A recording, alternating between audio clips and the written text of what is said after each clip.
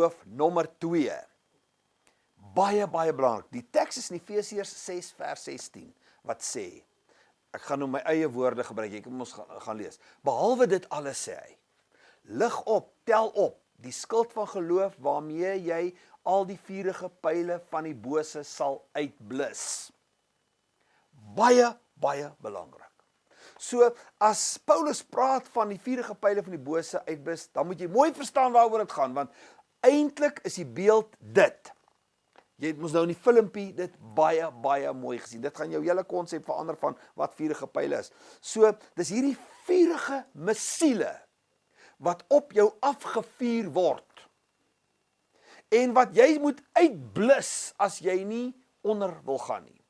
Vurige missiele van vuur wat op jou afgevuur word. Die doel daarvan was om vrees, chaos, verwarring en dood te veroorsaak. Vrees, chaos, verwarring en dood. So, as ons nou 'n bietjie met mekaar prakties moet gesels, hier is die vyand nou, en jy wil grondgebied in besit neem, of jy wil jou eie grondgebied beskerm, hy vuur op jou af vurige missiele, fireballs, kom na jou toe. Wat is voorbeelde van sulke vurige missielballe? Insecurity, vrees, twyfel, bekommernis, angstigheid. Wat as gedagtes? Skuld, wanhoop, negatiewe gedagtes. Sit sommer 'n paar van jou eie goed by daai lysie. Vurige missiele wat die vyand op jou afvuur.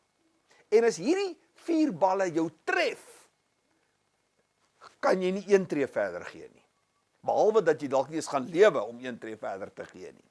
So, dis waarom Paulus op hierdie deel van die wapenrusting meer klem lê as enige ander deel van die wapenrusting. Vergelyk byvoorbeeld Efesiërs 6 vers 14 en 15 met Efesiërs 6 vers 16 en 17. En kyk wat is die verskil daar. Daar's 'n duidelike verandering in toon. Wat sê dit vir ons? Bespreek dit 'n bietjie. Let mooi op elke woord wat in daai vers staan. So, die vyand stuur vurige missiele teen jou wanneer jy 'n geloofsopdrag van die Here het. Hy sê behalwe al hierdie ander goed doen, lig op die skild van geloof. Met ander woorde, die skild van geloof is nie altyd in plek nie. Jy het hom by jou, maar hy word nie elke oomblik gebruik nie. Hierdie skild van geloof is wanneer jy 'n spesifieke geloofsopdrag het. Die oomblik as jy 'n geloofsopdrag by die Here het, stuur die vyand vurige vuurballe om jou te keer om in daai geloof in te beweeg en te doen wat die Here sê. So, die doel van die missiel is om jou te keer om die een ding te doen wat die krag het om 'n missiel te blus, en dit is walk in faith. Hy wil jou aandag aftrek, hy wil nie hê jy moet doen wat die Here gesê het jy moet doen nie. So, hier is die demoniese patroon wat die vyand hoop jy nooit sal ontdek nie, 'n duiwelse geheim wat hy van jou af wil weghou.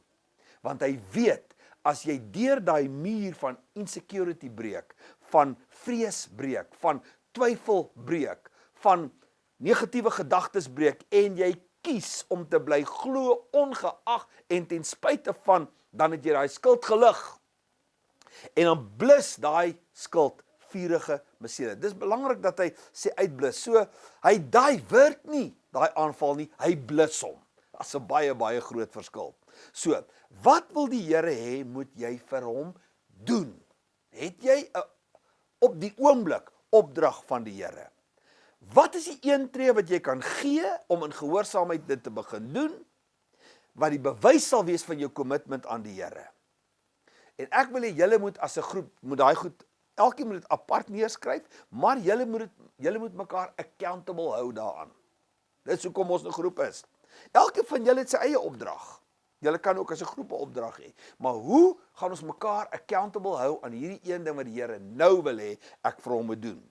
So, dis nou baie belangrik dat jy sal verstaan hoe 'n Romeinse soldaat of 'n Romeinse kompanie hierdie vurige balle hanteer het.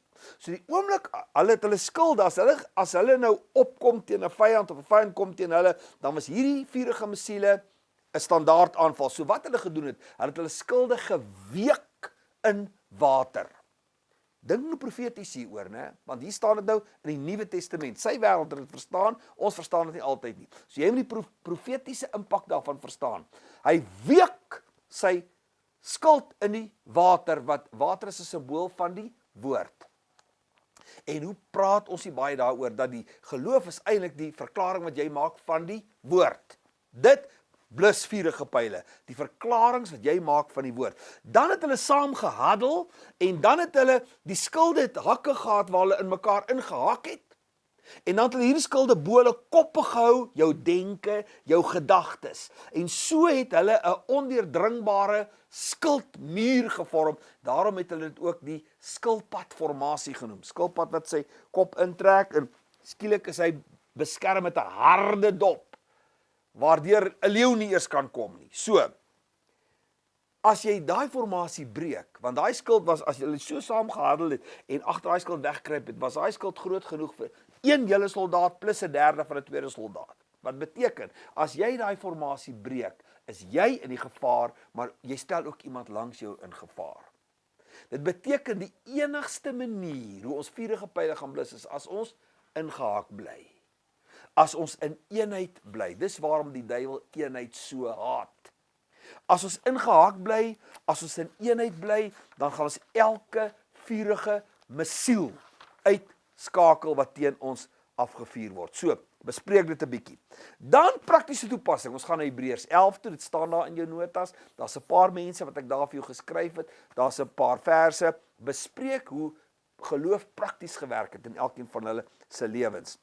En dan sal jy agterkom as jy daai lysie maak. Almal het dieselfde keuse gehad. Kyk na jou omstandighede, kyk na jou sigbare, kyk na die feite, of kyk na die Here. Gaan jy daai omstandighede vertrou, of gaan jy die Here vertrou? Gaan jy beïnvloed word deur die omstandighede, of gaan jy beïnvloed word deur wat die Here vir jou sê? En dan die een ding wat jy van hier vandaan af moet wegvat, is waarvoor gaan jy hierdie week die Here vertrou?